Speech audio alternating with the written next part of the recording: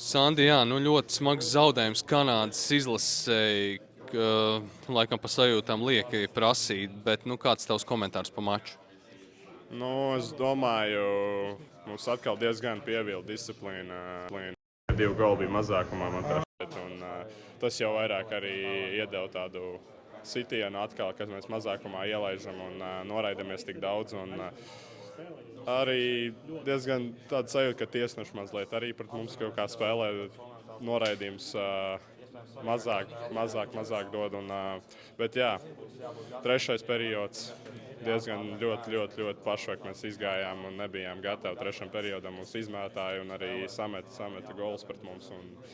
Jā, pārējā pirmais, otrais periods bija kaut cik metienu starpība diezgan labi bija, bet nesanāca iemest. Kas bija grūtākais šajā spēlē tieši pret Kanādas izlasi spēles ziņā?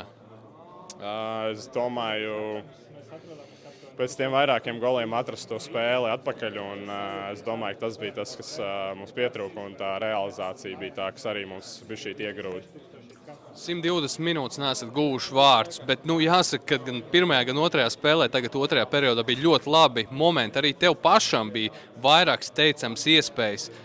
Kas ir pa vainu, kāpēc nesanāk pārspēt pretinieku vārdsargu? Es tiešām nevaru īsti atbildēt uz šo. Jā, metieni vajag vairāk arī pašam īstenībā mest.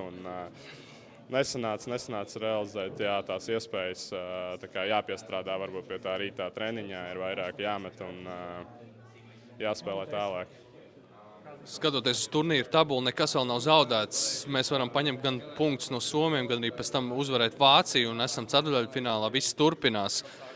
Kā aizmirst šo spēli un doties uz priekšu?